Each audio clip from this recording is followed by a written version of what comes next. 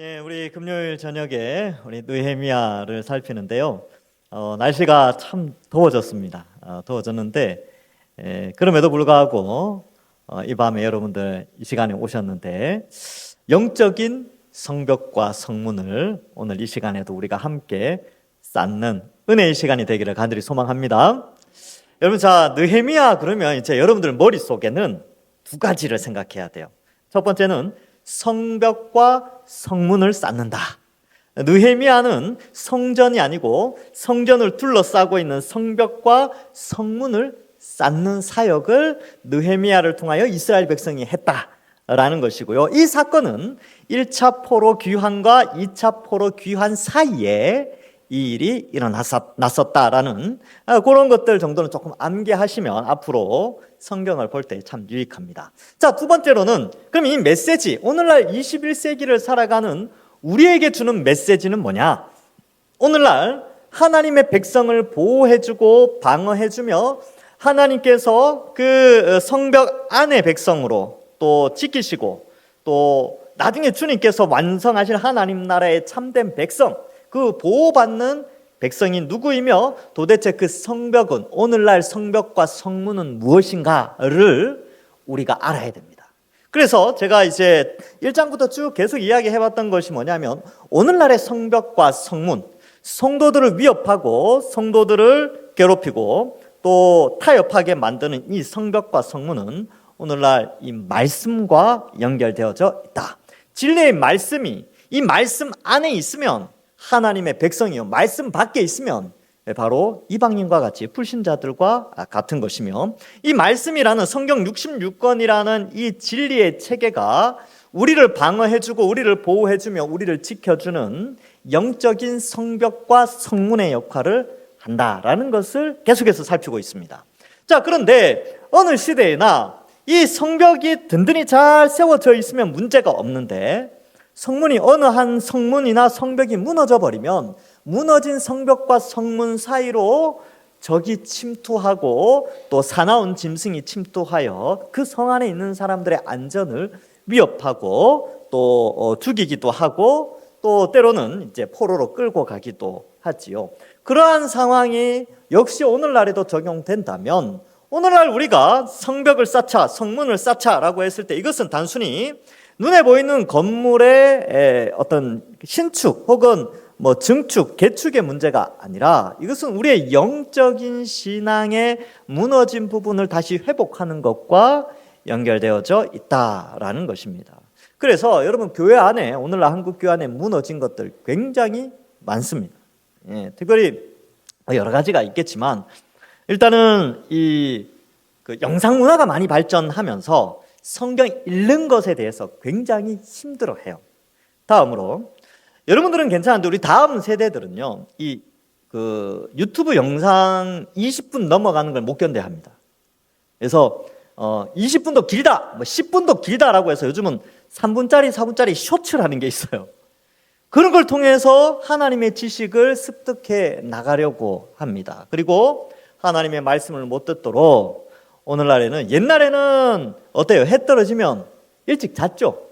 여러분, 옛날에 TV 없을 때 혹은 TV가 있다 하더라도 여러분 몇 시쯤에 주무셨습니까? 그래도 9시 되면 그게 떴어요. 제가 아직도 기억납니다. TV에 TV에 어린이 여러분, 밤이 깊었습니다. 지금은 잠을 잘 때입니다. 옛날에 9시 전에 그게 나왔다니까요. 그래서 제가 형님한테 눈 뜨고 있으면 혼나고 막 그랬어요. 너 눈 안 감냐고 막. 옛날에 다 9시에 잤어요. 지금은 영상이 문제가 아니라 공부를 해야 돼요. 공부한다고 9시, 10시, 11시까지 초등학생들도 공부하러 다니는 그런 시대에 우리가 살고 있습니다. 그런데 그러한 삶에 지쳐있는 그들이 주일날 와서 어디 집중하기가 쉽지가 않죠. 또 설교는 보통 어린이 설교, 청소년 설교 30분 넘어가면 애들 막 몸을 비틉니다. 괴로워하죠. 시대가 이제 성벽이나 성문의 어떠한 부분이 많이 무너져 내렸는데 이것을 인지하지 못하는 상황, 그런 상황 속에 있다는 것이죠. 그래서 어른들도 마찬가지예요. 어른들도 성경을 읽는 어른들이 그렇게 많지 않습니다. 그리고 성경 읽는 것도 이 오랜 시간 이게 매일매일 이렇게 하는 게 쉽지가 않아요. 그래서 이러한 것들도 어떻게 보면 이 시대에 무너져 있는 부분인데 우리가 이런 것들을 회복해야 되고, 두 번째로는 윤리적이고 도덕적인 면만 봐도 그렇습니다. 이 시대에 이 타락한 문명이 교회 안에 많이 들어와서 교회 안에 있는 성도들조차도 에이 그 정도는 괜찮아 라고 한다니까요. 그 정도는 괜찮다 뭐 그렇게 이야기를 하고, 또 뭐 그런 말도 하죠. 에이 성경은 그렇게 이야기하지만 오늘날에는 그렇게 살아가는 사람 잘 없어요 라든지, 이런 것들이 뭐를 의미하느냐 하면 이미 무너진 부분을 설명하고 있다는 거예요. 어떤 것들이 있습니까? 그런 것들이 생각하시고 있는 것들, 그런 것, 그게 지금 다 무너진 거예요. 이런 것들을 볼 때에 여러분 우리가 그 무너진 부분을 다시 쌓아야 됩니다. 말씀으로 돌아가는 수밖에 없죠. 재료 자체는 성벽과 성문의 재료를 우리가 구입해서 이 느헤미야가 그 재료를 구입해서 왔지 않습니까? 그 재료는 바로 이 성경 말씀이고요. 우리는 이 성경 말씀을 읽을 때 무너진 성벽과 성문을 쌓게 되는 것이죠. 그런데 이게 우리가 이제 잘 쌓으면 된다 이렇게 생각하는데 놀랍게도 방해가 있습니다. 방해가. 오늘 내용이 이제 지난주에 오늘 내용이 바로 그 내용이죠. 하나님의 백성들이 하나님의 도움으로 정말 섭리 가운데서 이 아닥사스다 왕을 통하여 하나님께서 아닥사스다 왕을 통하여 느헤미야를 총독으로 보내서 많은 재료들을 가지고 그곳에 가서 성벽과 성문을 쌓으면 되는 거 아닙니까? 그죠? 그런데 방해하는 방해꾼이 있다는 것이죠. 여러분 오늘날도 마찬가지입니다. 우리가 무너진 부분, 신앙의 무너진 부분, 우리를 보호하고 우리를 지켜주는 신앙의 성벽과 성문을 다시 쌓으려고 할 때 방해의 요소가 너무나 많습니다. 그 방해는 전쟁을 각오해야 되고, 실제적으로 기독교 역사 속에서는 수많은 생명이 이제 피를 흘리고 이 전투에서 살아남게 됩니다. 그래서 이 기독교가 아직도 존재하는 이유는 사실 우리 믿음의 선배들이 어마어마하게 죽었습니다. 우리나라에서는 좀 안 유명한, 우리는 이제 순교자 기념관 정도 가면 한 250에서 300명 정도 이렇게 우리나라에서는 순교를 하셨거든요. 이제 그 정도로 많이 돌아가셨구나 하는데, 유럽의 이 기독교 역사를 보면요, 이 진리를 지키기 위해서 수십만 명이 죽습니다. 한 날에 3,000명씩 죽고도 그랬어요. 그래서 이러한 역사들을 보면서 수많은 기독교 성도들이 이 성벽과 성문을 쌓기 위해서 실제적으로 피를 흘린 것도 기독교 역사 속에 있지요. 그런데 이제 오늘 사건은 그 전투 앞에서 하나님이 어떻게 지켜주셨는가, 또 그 이 성벽을 잘 쌓을 수 있도록 하나님이 그의 백성들을 어떻게 보호하셨는가. 여기서는 피를 흘리지 않았지만 기독교 역사 속에서는 수많은 순교자들의 피가 성벽을 쌓게 되는, 참된 진리의 벽을 쌓게 되는 그런 일들도 있었다라는 것도 우리가 동시에 함께 생각해 볼 필요가 있습니다. 자, 그래서 이제 절반 정도가 이렇게 지어졌지요. 그래서 이 그 성벽을, 성문을 이렇게 건축하게 되니까 이 산발락과 도비아, 그리고 아라비아 사람과 암몬 사람과 아스돗 사람들 전에보다 더 많아졌어요. 더 많은 이 유다의 이웃 국가들이 연합을 해서 이제 이런 생각을 하게 됐죠. 이 틈이 허물어진 성벽이 메꾸어져 간다는 것을 듣고 심히 분노하게 됩니다. 왜냐하면 세력이 약화되어 있었는데 느헤미야 총독이 오면서 성벽이 견고하게 세워지니까 주변 국가들은 이 유다가 뭔가 이 세력이 커지는 것을 당연히 싫어하겠죠. 여러분 지금 국제 정세하고 똑같아요. 여러분 우리 중국이 있죠. 북쪽에 북한이 있고 우리나라가 있고 일본이 있어요. 우리나라가 막 강해지잖아요. 주변 국가들이 되게 좋아할 것 같죠? 좋아하지 않습니다. 안 좋아해요. 깎아내리려고 하고 무너뜨리려고 하고, 자기들이 더 높아져야 되는데 자기 주변에 있는 나라들이 강성해지는 것을 누구도 원치 않습니다. 그래요.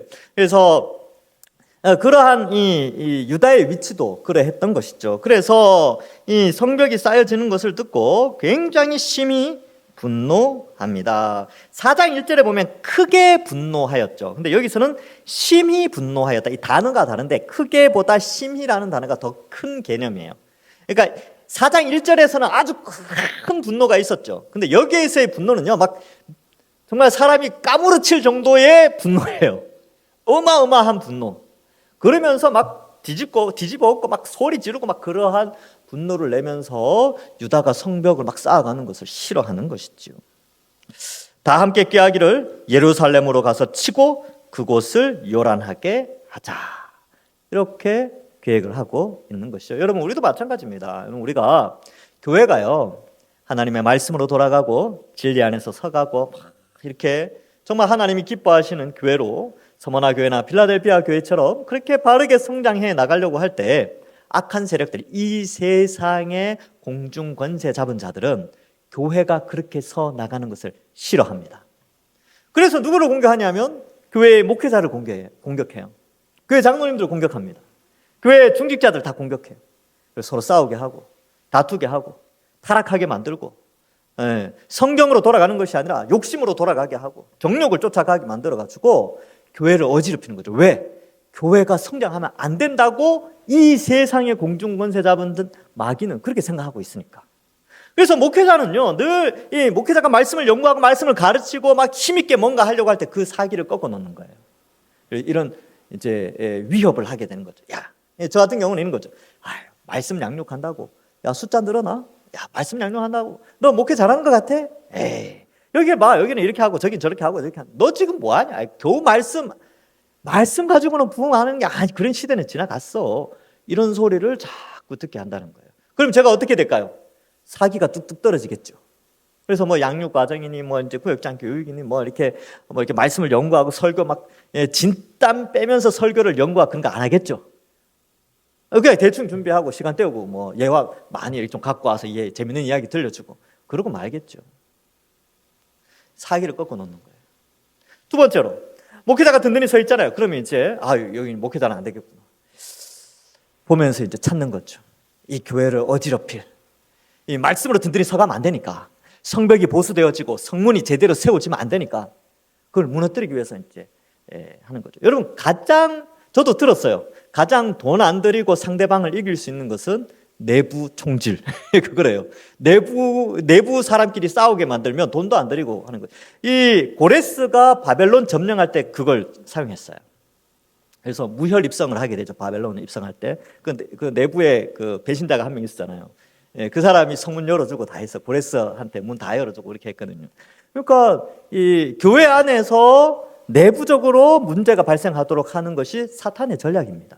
그래서 우리는 연합해야 돼요. 그리스도의 한 몸 된 교회로서 은사를 제대로 발휘하면서 그리스도의 지체로서, 하나님의 자녀로서 이 개념을 강하고 이렇게 강력하게 묶어줘야 되는 것이지요. 그렇게 될 때 교회는 말씀으로 성도가 서로 연합하여서 그렇게 할 때 교회는 아무리 외부의 공격이 있어도 성문을 든든히 세우고 성문을 잘 걸어 잠그고 성벽을 든든히 세워 놓기만 하면 그 어떤 침투도 할 수 없고 그 안에 사는 하나님의 백성들은 안정과 평안과 기쁨을 누리게 되는 것입니다. 여러분, 이 시대에도 동일하게 이 문제가, 영적인 이 문제가 있다는 것이죠. 자, 그래서 이 산발락과 도비아와 그의 무리들이 우리가 치자 이렇게 위협을 하죠. 외부적인 공포심을 이 예루살렘 성 안에 심어두게 됩니다. 그러나 여러분, 이것에 대한 전략 그리고 이것에 대한 전술, 그것이 9절에 나오는데 이렇게 돼 있어요. 우리가 우리 하나님께 기도하며 그들로 말미암아 파수꾼을 두어. 두 가지 전술 전략이죠. 첫 번째는 우리 하나님께 기도하고, 내가 내 하나님께 기도한다 이렇게 표현하지 않아요. 우리 하나님께 기도한다.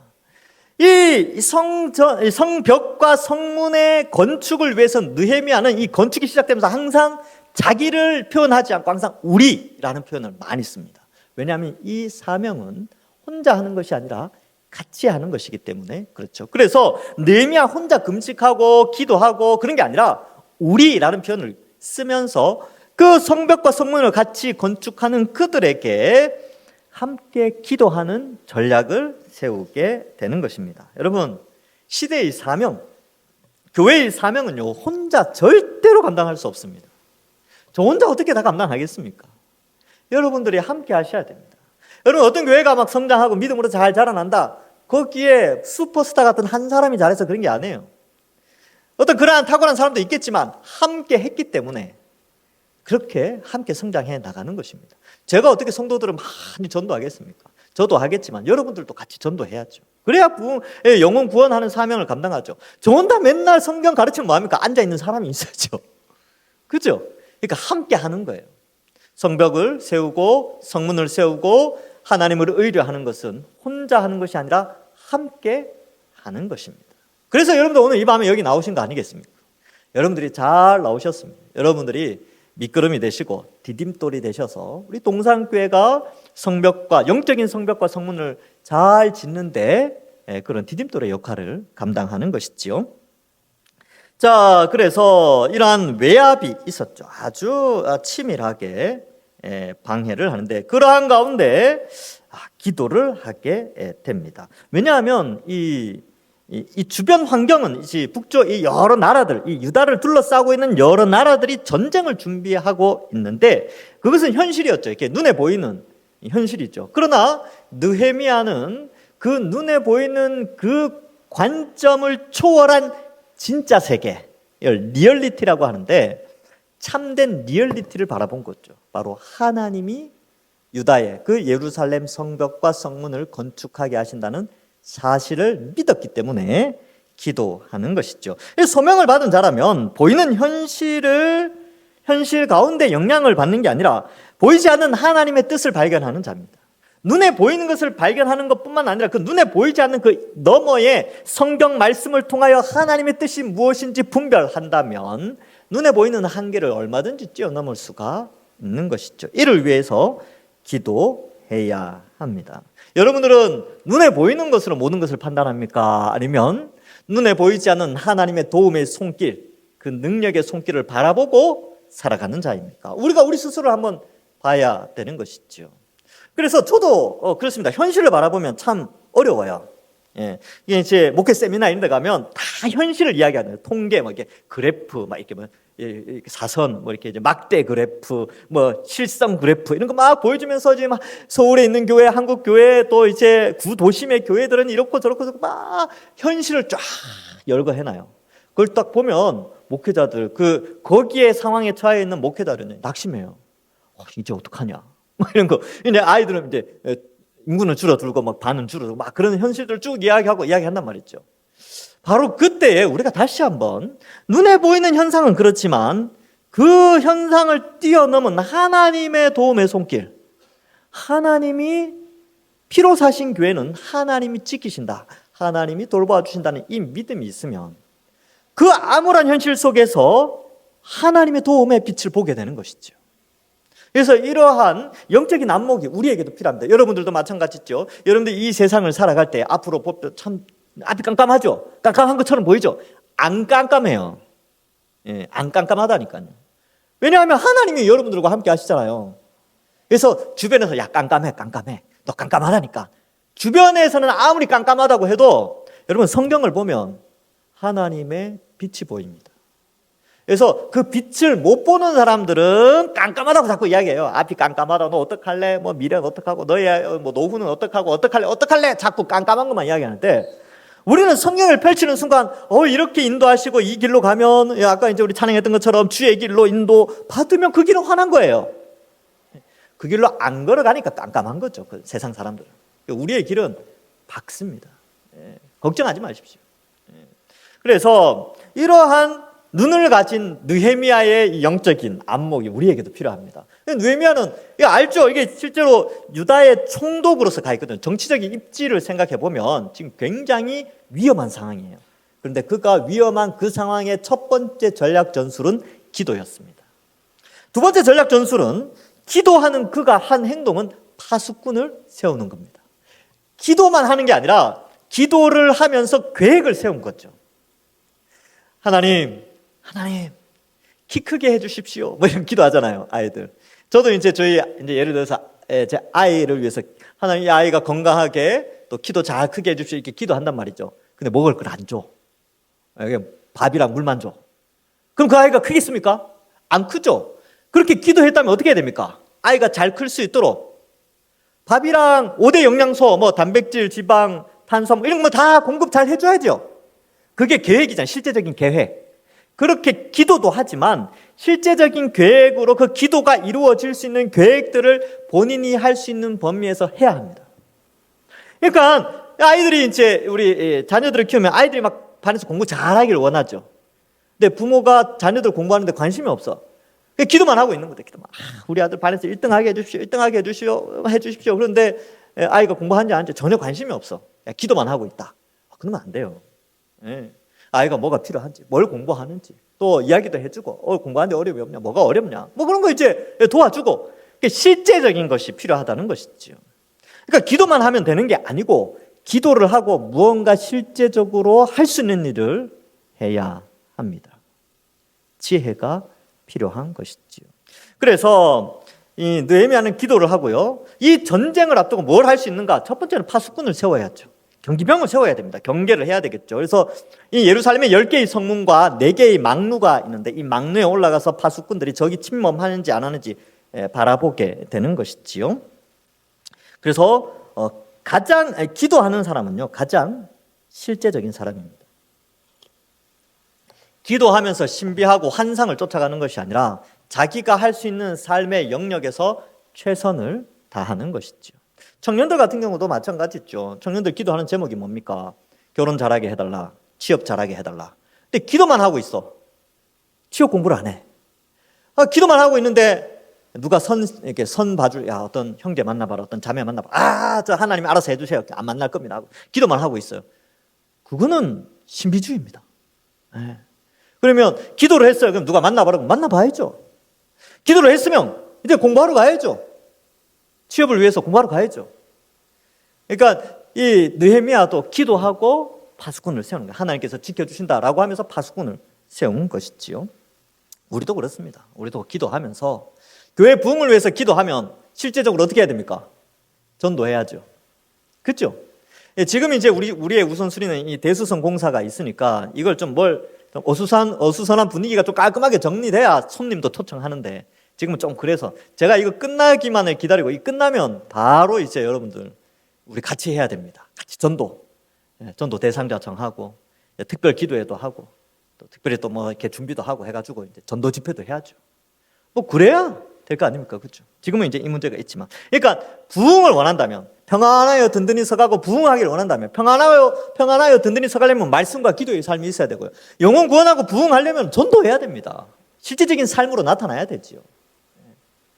그러한 것들을 말해주고 있지요. 자, 그래서 이 9절의 내용을 설명하는데 또 문제가 발생해요. 자, 구조가 이렇게 되어 있습니다. 7절, 8절은 외부적인 이 공포심.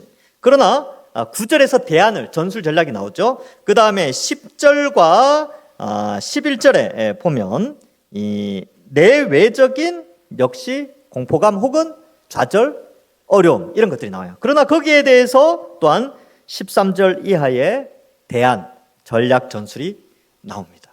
자, 그러면 외적인 공포감이 있었지만 기도하고 파수꾼을 세워서 어느 정도 문제를 해결해 가는 가운데 10절에 보면 유다 사람들은 이르기를 흙 무더기가 아직도 많거늘 짐 나르는 자의 힘이 다 빠졌으니 우리가 성을 건축하지 못하리라 하고 우리의 원수들이 이르기를 그들이 알지 못하고 보지 못하는 사이에 우리가 그들 가운데 달려 들어가서 사륙하여 역사를 그치게 하리라 하고 이렇게 되어 있죠. 그리고 12절에 10번이나 찾아왔다 이렇게 되어 있는데 크게 보면 세 가지입니다. 크게 보면 세 가지 어려움을 토로하고 있어요.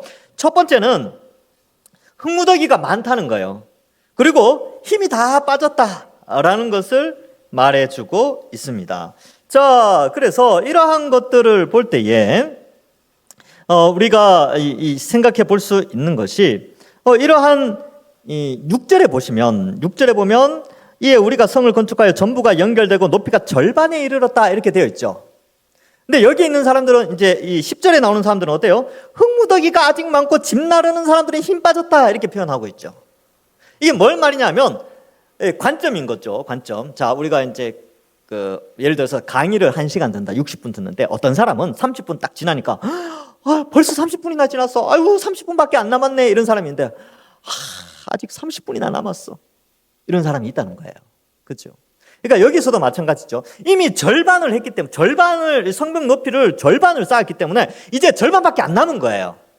근데 여기 10절에 있는 내부에 힘들어하는 사람들, 내부에 어떤 어려운 사람들은 뭐냐면 절반을 했지만 아직 절반의 흙과 이걸 또 절반, 이때까지 했던 그 절반을 또 쌓아야 돼요.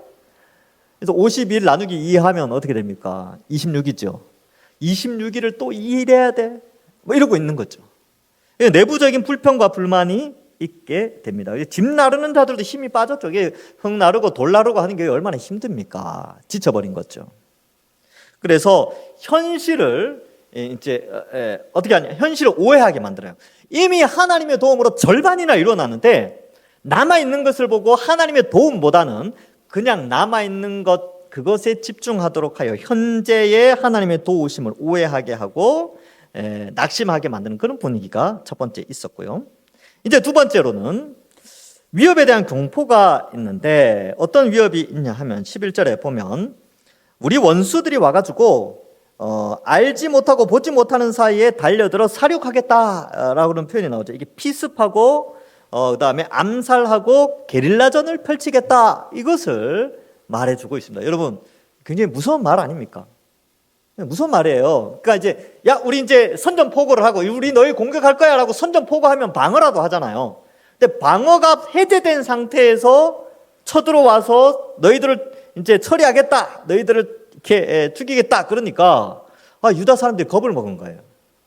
그러니까 이제 여기 있는 사람들, 야 우리 성경 건축하는 것보다 아직 짐도 많이 이렇게 쌓이고 힘도 빠졌는데 또 저 사람들은 갑자기 피습을 해서 우리를 다 죽이려고 한다. 우리 이게 성전 짓는 거 잠시 멈추자 이렇게 이야기하죠. 위협과 공포 사이에 낙심하고 좌절하게 되는 것입니다. 그 다음에 세 번째로는 12절에 보니까 또 이 사람들이 이 주변에 이 산발락과 도비아와 그 주변 나라 사람들이 10번이나 찾아와서 이 심리적인 공격을 하는 거죠. 지금 여러분 이게 이 10번이나 찾아왔다는 게 진짜 10번인지 아니면 너무나 자주 찾아왔다라는 관용적인 표현인지는 정확하게 알 수는 없지만 저는 관용적으로 봐요. 굉장히 자주 찾아와서 사람들의 심령을 공격하는 거죠. 여러분 지금 우리 남북 간의 갈등 구조 속에 지금 제일 심각한 문제, 최근에 발생한 문제가 뭐냐면 대남 대북 그 확성기 문제.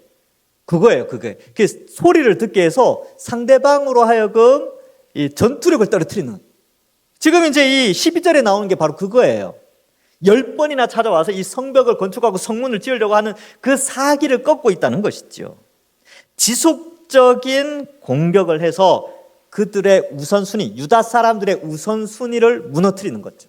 성벽과 성문을 건축하지 못하고 그 사기를 꺾어버리는 거죠. 그래서 뭐 이런 거 이야기했겠죠. 야 너희들 지금 이 성벽하고 성문 건축하면서 너희들 얼마나 가난해졌냐. 실제로 그렇죠. 자기 본업을 제껴두고 성벽과 성문을 건축하니까 삶이 참 피폐해졌을 거예요. 두 번째로는 야 우리가 너희 도와줄 수 있어. 성문과 성벽 건축할 때 주변 국가들의 도움을 좀 받아야지. 그러니까 주변 국가의 도움을 받으면 그 권한이 이제 분산이 되니까 좀 문제가 되지요. 근데 이스라엘은 그 하나님 이 신앙의 회복이 중요했기 때문에 타민족과의 교류를 이제 교류 없이 이 성벽과 성문을 지으려고 하는 것이죠.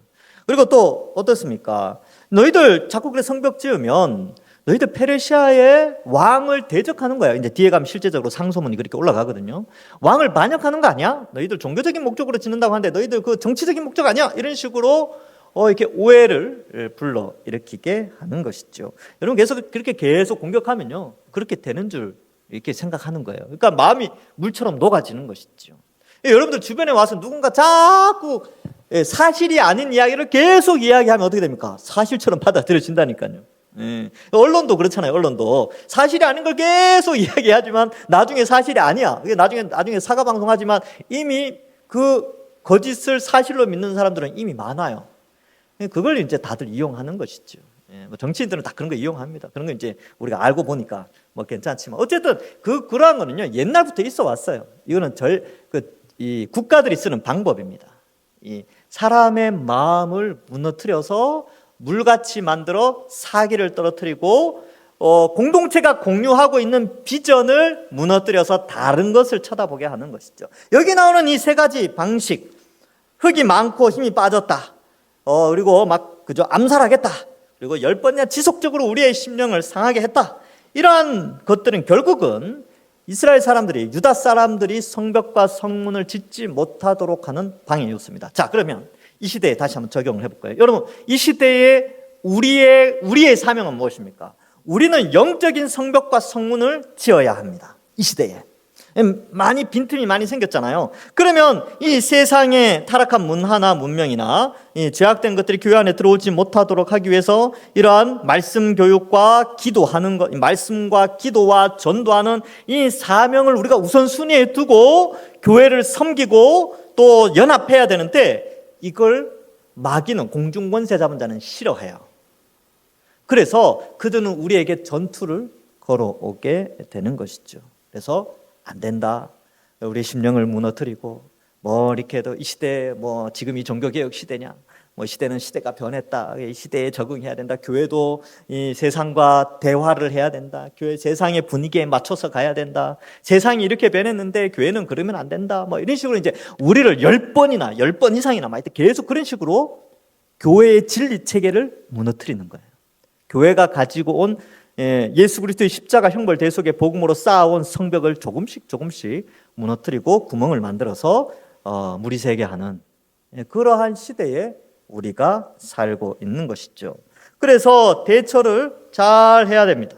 그래서 어떻게 대처합니까? 13절과 14절에 보면, 내가 성벽 뒤에 낮고 넓은 곳에 백성이 그들의 종족을 따라 칼과 창과 활을 가지고 서 있게 하고. 이게 뭐냐면 그런 거죠. 해쳐 모여, 이런 걸 이제 모여, 이런 거죠. 모여. 군인들이 이제 소집한 거예요.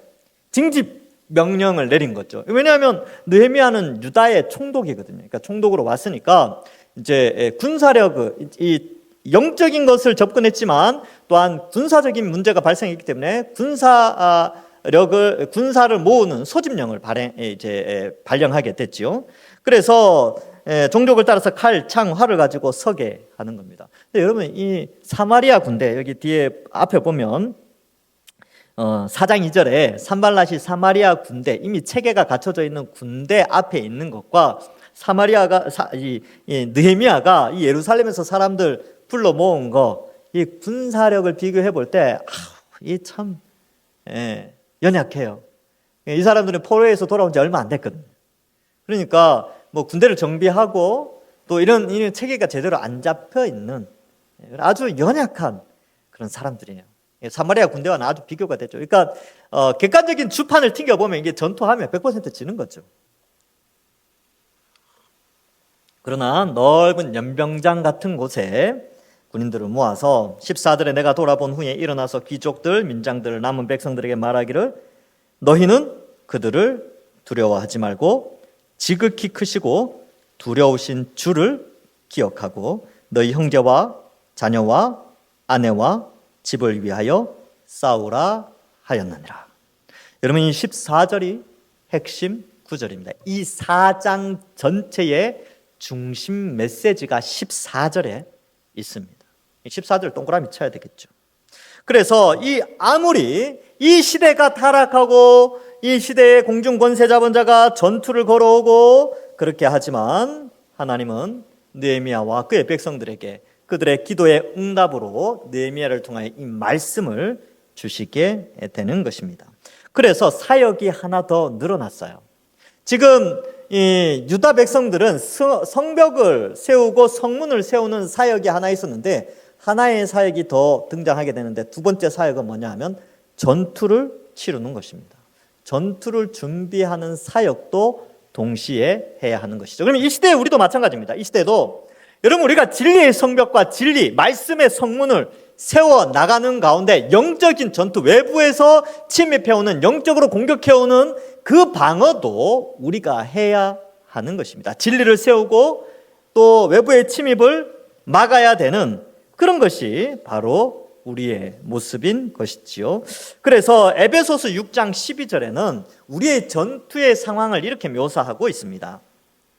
우리의 씨름은 혈과 육을 상대하는 것이 아니요 통치자들과 권세들과 어둠의 세상 주관자들과 하늘에 있는 악한 영들을 상대함이라. 아멘. 하늘에 있는 악한 영들을 상대하는 전투 상황으로 우리는 벌어진 거죠. 그럼 우리는 어떻게 해야 되겠습니까?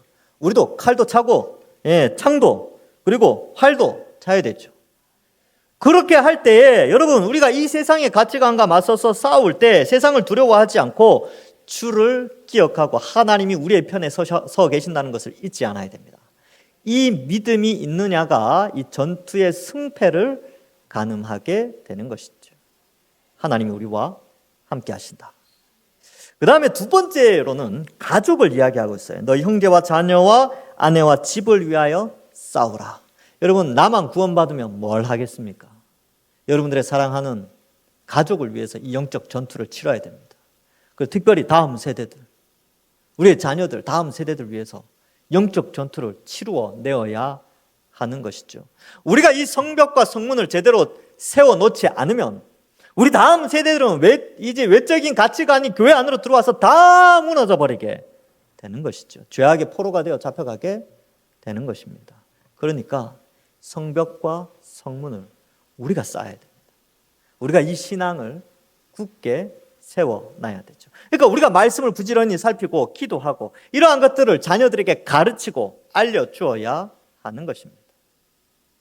근데 오늘날에 이제 교육이 그렇게 돼서 좀 안타까운 일인데, 뭐 외국식 교육, 그래서 자녀들의 선택권을 존중해주는 이런 것들을 많이 이야기를 하죠. 성경에는 하나님을 믿는 신앙을 자녀들에게 선택하라고 하지 않습니다. 믿어야 돼요. 그래서 부모에게 그 책임이 있죠. 자녀들을 주의 교양과 훈계로 양육하라. 부모 세대에게 준 자녀들을 향한 성벽과 성문을 어떻게 건축할 것인가, 그들을 위하여 주의 교양과 훈계로 양육을 해야 되는 건데, 이게 부모 세대에게 주어진 치러야 될 그런 성벽 건축과 성문을 달아내야 되는 그런 우리의 또 사명이기도 합니다. 그런데 이것도 전투죠. 왜요? 옛날과 다르게 지금은 맞벌이 하는 세대가 많거든요. 그러니까 자녀들의 신앙을 케어해 줄 수 있는 체력이 일단 안 돼요. 그 다음에 영적인 능력도 상당히 많이 떨어져 있죠. 그리고 또 이 시대는 어때요? 또 젊은 세대들은 맞벌이를 하지 않으면 빚을 감당해낼 수가 없는, 어떻게 해야 될까요? 계속 또는 메비우스 띠처럼 계속 걸어가야만 하는 이 수레바퀴 속에 있는 것이죠. 근데 이러한 현실 속에 있지만 말씀을 통해서 그 고리를 과감하게 정리를 해야 됩니다. 자녀들을 위해서. 그래서 여기 보면 아내와 자녀와 형제를 위해서 전투해라. 자녀들 어떻게 전투하겠습니까? 그럼 맞벌이 하지 말라는 겁니까? 아니요. 맞벌이를 하든 안 하든 자녀들의 신앙을 위해서 어떻게 케어할지 전략 전술을 세워야 됩니다. 그래서 그게 전투예요. 그게 전쟁이죠. 저도 전쟁을 치르고 있습니다. 어떻게 해야 될지. 저도 목사 아들이니까 목사처럼 되겠지. 천만의 말씀요. 얼마든지 다르게 생각할 수 있어요. 그래서 아이는 목사가 아니잖아요. 우리 아들이 목사가 아니에요. 아이는 아이일 뿐이죠. 일반 자연인으로서 이 땅에 태어났고, 길러보면 그래요. 야, 죄된 본성을 그대로 가지고 다 태어났습니다. 그런데 저에겐 전투가 있죠. 이 아이를 믿음으로 잘 키워야 돼요. 주의 교양과 훈계로 키우는 전쟁이 있죠. 그러니까 힘들어요. 힘들죠. 교회 사역도 해야 되고, 또 해야 되고, 이것도 해야 되고, 이것도 해야 되는데 가족도 돌봐야 되니까. 우리도 마찬가지입니다. 여러분, 우리가 교회를 위하여 교회를 세우고 교회가 진리 안에 설 수 있도록 말씀도 배우고 기도도 하고 전도도 하고 또 교회 안에서 은사를 발휘해서 각자의 위치에서 귀한 사명을 감당하고 또 가족도 돌봐야 됩니다. 그러니까 이게 전투죠, 전투. 그러나 계획을 잘 세워야 되는 것이죠. 여기 있는 이 사람들 사실 안 하면 편할 수 있어요. 성벽 짓지 않고 전투를 치르지 않으면 얼마든지 타협만 하면 편하게 살 수 있습니다. 그러나 그들에게 주어진 그 시대의 사명, 성벽과 성문 건축과 자녀와 형제와 아내의 생명을 보존하기 위하여 이들은 전투에 동참했습니다. 우리도 마찬가지죠. 이 영적인 전투 가운데 우리가 이 영적인 성벽을 짓는 것뿐만 아니라 우리의 가정과 우리의 자녀들의 영혼 구원을 위하여서 우리도 이 전투에 뛰어들어서, 안 뛰어들면 편해요. 얼마든지 편하고 쉽게 인생 살아갈 수 있습니다. 그러나 우리도 이 무너진 이 교회의 성벽과 성문이 일정 부분 무너진 시대에 우리는 어떻게 전투할 것인가, 이걸 저와 여러분들이 함께 고민하면서 이 전투를 치루어 내어야 하는 것이죠. 본문을 다 오늘 살피지는 않겠습니다. 다음 주에 15절 이하를 살펴보겠는데, 우리 오늘 기억해야 될 것은 크신 하나님이 우리와 함께 하시기에 그 하나님을 기억해야 합니다. 그리고 함께 한번 해봅시다. 여러분, 어려운 거 아니에요. 하나님이 함께 하시잖아요. 시대가 아무래도 우리 자식들 보니까 답이 없어요. 답이 있습니다. 하나님이 함께 하시면 됩니다. 아직 우리에게는 시간이 주어진 기회가 있어요. 자녀들을 위해서 절대로 포기하지 마시고, 하나님 바라보면 열린다니까요. 그리고 하나님 바라보면 우리 동산교회의 미래가 밝아요. 시대의 통계가 어쩌서 몰라요. 그런 거 모르고 그냥 하나님 바라보면 그 모든 통계와 수치를 뛰어넘어서 하나님이 역사하십니다. 그걸 믿으시고 우리를 지키시고 돌보시고 우리를 위해 싸우시는 그 주님을 기억하면서 우리 동산교회를 위해서, 여러분들의 가정을 위해서 기도하시는 모든 주의 백성들 되어 그 열매가, 그 기도의 열매가 나타나기를 주님의 이름으로 간절히 축원합니다. 기도하겠습니다. 하나님, 감사합니다. 그 옛날 성벽과 무너진 성문, 불타버린 성문을 다시 재건하기 위하여 사역을 했던 그 시대의 유다 사람들, 그러나 전쟁까지 치러야 했던 그 전방위적인 어려움 속에서도 하나님이 그들과 함께 하셨던 것처럼 그 하나님이 동일하게 이 시대에도 이 영적으로 무너져버린 성벽을 재건하기 위하여 애쓰는 우리 동산교회 위에 함께하여 주시고, 여전히 지금도 악한 마귀와 귀신의 세력은 이 교회를 무너뜨리고 진리를 무너뜨리고 진리의 성벽, 말씀의 성벽을 무너뜨리려고 하지만, 우리는 이 시대에 이 성경의 말씀처럼 기도하는 전략, 또한 하나님이 우리와 함께 하신다는 믿음의 전략, 또한 우리의 가정을 생각하는 그 전략을 가지고 이 거친 이 전쟁과 같은 영적 전쟁 속에서 믿음 생활 잘하고 진리의 성벽과 성문을 건축하는 저희들 다 되게 하여 주옵소서. 하나님, 그 앞장서서 우리 동산교회가 있습니다. 하나님, 우리 교회를 귀하게 여기시고 우리에게 주어진 할당된, 우리 동산교회에 할당된 진리의 성벽과 성문을 잘 세우는 우리 모든 성도들, 저와 우리 모든 성도들 될 수 있도록 인도하여 주옵소서. 감사드리옵고 예수님의 이름으로 기도하옵나이다. 아멘.